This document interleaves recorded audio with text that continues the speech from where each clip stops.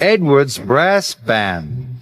Summer is a busy time on the island of Sodor. Vacationers have so much to see and do. There are trips to the seaside, balloon rides in the country, and a brass band playing in the park. One morning, Edward was in a hurry. He didn't even stop to say hello to Stepney. Thomas was pleased to see Edward. "What's up? Your smile's as broad as your smoke box." "I'm on my way to pick up the brass band," replied Edward. "The concert is tomorrow night." "Don't crack your smoke box," teased Thomas.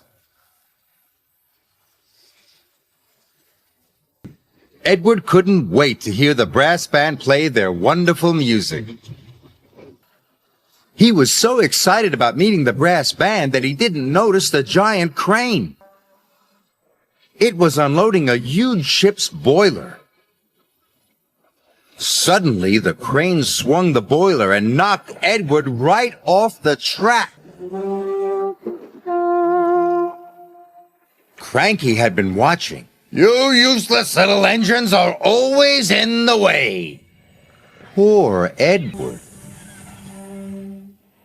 Sir Topham Hatt came immediately. "We will take you to the fitter's yard, and Bertie will have to meet the brass band instead of you." Edward was sad.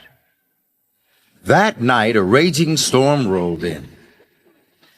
The fitters worked through the night trying to mend Edward. The rain pelted down.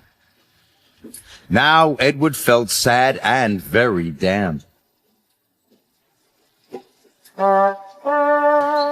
Morning came, and Sir Topham Hatt arrived.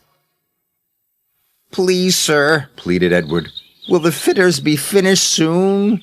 "Not soon enough, and the band can't wait. I'm sorry, Edward. Bertie will take them to the concert." Edward felt worse than ever.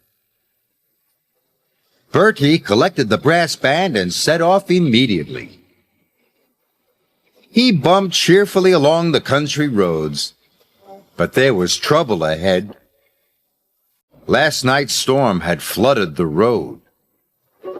Bertie's driver decided to take a shortcut.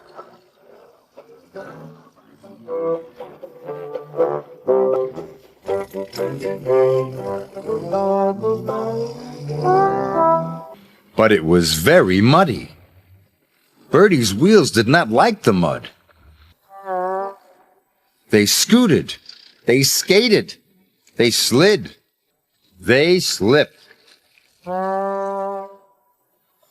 "I'm stuck," he groaned.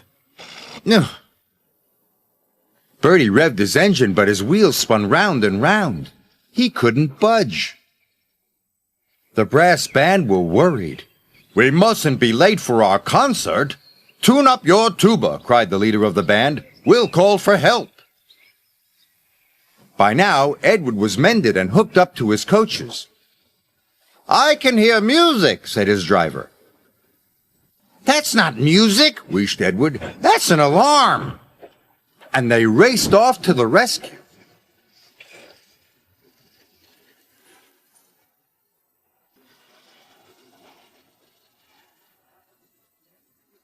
The musicians were delighted to see their old friend.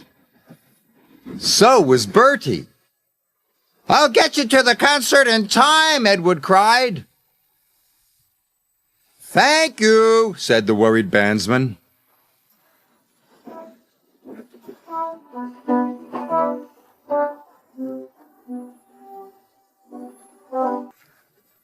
That night, the concert was a great success. Everyone loved the music, especially Edward.